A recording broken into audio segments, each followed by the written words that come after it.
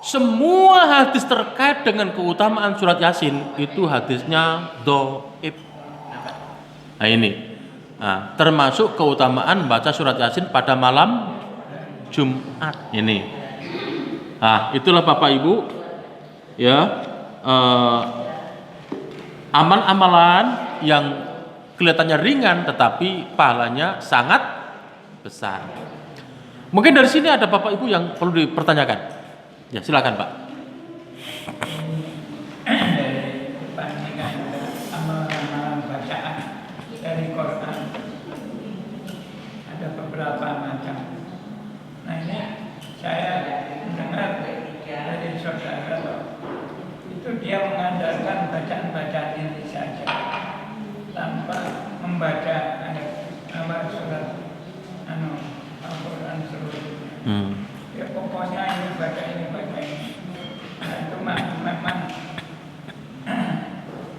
sama dengan orang yang membaca terus menerus atau lebih baik ini. Allah menciptakan makhluk, ya, ada satu utama lebih daripada yang lain.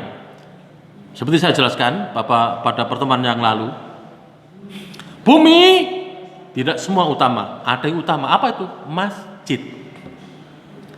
Hari, ada yang utama, hari Jumat.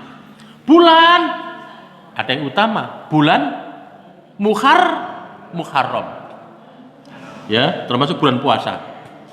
Ya, dan lain sebagainya. Malaikat, ada yang utama, malaikat Jibril. Manusia, ada yang utama, nabi dan rasul. Termasuk Al-Quran, ada surat-surat, ada ayat-ayat yang lebih utama daripada yang lain. Tapi bukan berarti yang lain ditinggal. Al-Quran itu merupakan satu kesatuan dari Al-Fatihah sampai An-Nas, satu kesatuan. Ya, jadi walaupun ada beberapa ayat, ada beberapa surat yang lebih utama, tapi yang lain nggak boleh tinggal. Namanya hidayah itu dari Al-Fatihah sampai An-Nas, itu hidayah. Ini. Nah, jadi sebaiknya dibaca keseluruhan. Tapi tidak menutup kemungkinan hari-hari tertentu, surat-surat tertentu dibaca. Malam Jumat atau hari Jumat, surat Al-Kahfi.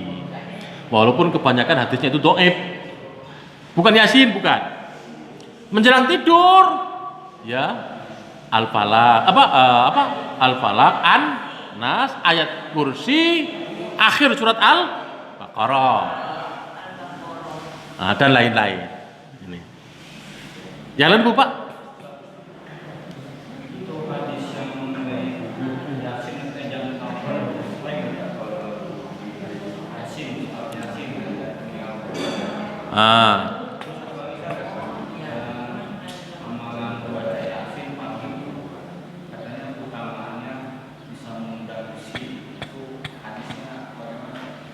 Itu semuanya hadisnya dhaif.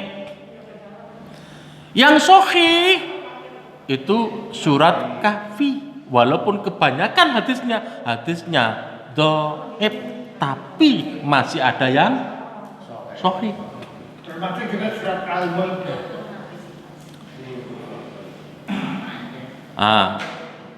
Jadi itu makanya dibaca. Enggak semua saya cantumkan di sini, enggak. Jadi yang sahih saja saya masukkan. Ini. Ya tentu saya tidak menyelidiki semuanya, tapi ketika kita membahas itu harus kita selidiki hadisnya. Jadi enggak semua hadis kita terima, enggak. Kalau Quran mutlak kebenarannya. Hadis ntar dulu. Hadis itu harus diselidiki. Kebanyakan hadis riwayat Bukhari dan Muslim itu sahih. Tapi tidak semua. Ada yang cuma sahih isnadnya, rawinya, tapi matannya tidak sahih. Jadi kalau Quran mutlak benar, hadis harus diteliti dulu. Bukhari Muslim banyak yang sahih. Ya, hampir semuanya sahih. Ya, jadi cuma itu saja yang ada 1-2 yang sahih rawinya, matanya dhaif. Kalau hadis yang lain nggak bisa, harus diteliti dulu, termasuk keutamaan ayat-ayat tertentu atau surat-surat tertentu itu kebanyakan hadisnya dhaif. Termasuk keutamaan surat Yasin dibaca pada malam Jumat, semuanya hadisnya dhaif. Bapak Ibu, dhaif itu bahasa hadis. Ya. Muslim yang benar pasti dia akan menerima berita yang jelas kebenarannya. Berarti kan harus mau palsu. Lah, kalau hadis dhaif itu hadisnya ada Pak, rawinya ada, tapi semuanya rawi itu tidak bisa dipercaya. Tapi kalau maudhu itu palsu. Lah, kenapa tiba-tiba ada? Ingatlah ya. Jadi mulai muncul hadis-hadis dhaif, mulai Ali menjadi khalifah. Ali jadi khalifah, Muawiyah muncul menyatakan diri sebagai khalifah. Pada saat itu mulai muncul hadis-hadis dhaif. Kelompoknya Ali membuat hadis untuk mendukung keutamaan Ali. Kelompoknya Muawiyah bikin hadis untuk mendukung kelompoknya Muawiyah. Terus ke bawah banyak muncul hadis dhaif, termasuk hadisnya tukang kopiah. Tukang kopiah mengatakan man sholla bil qalansuah falahu asyru sholawatin. Siapa yang sholat memakai kopiah maka dia mendapatkan 10 kali sholat. Termasuk tukang sayur. Tukang sayur mengatakan man akala badingjan falahu asyru hasanatin. Siapa yang makan terong maka dia mendapatkan 10 kebajikan. Itu hadisnya tukang terong. Nih. Jadi makanya kita wajib ya ketika mengamalkan harus yakin betul dasarnya itu benar. Menjelang tidur sudah pernah saya bahas di makalah saya yang lalu. Ya, sebelum tidur membaca surat Al-Mu'awwidhatain.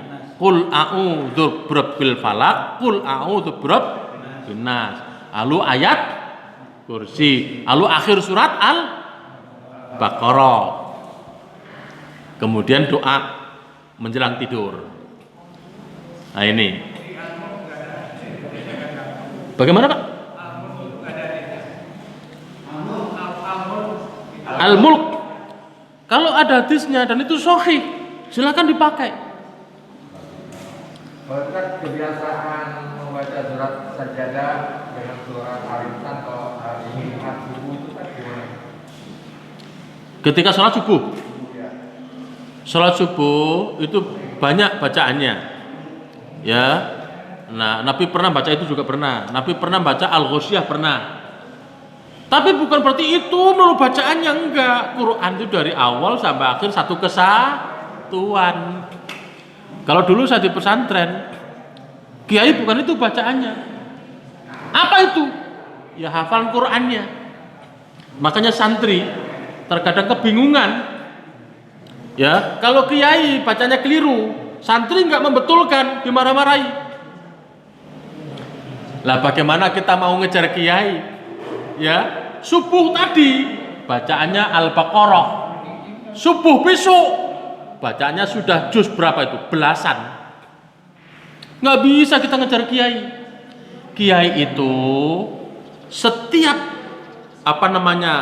gerak lidahnya itu melafalkan Al-Quran, itu kiai.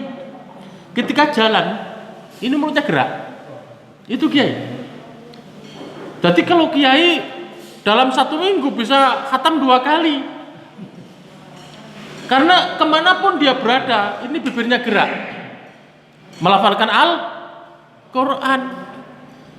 Nah ini, jadi Quran merupakan satu kesatuan.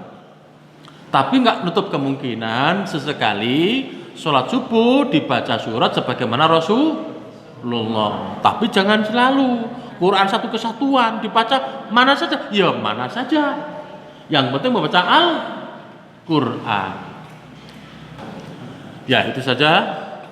yang kami jelaskan dalam pertemuan ini. Mudah-mudahan bermanfaat. Assalamualaikum warahmatullahi wabarakatuh.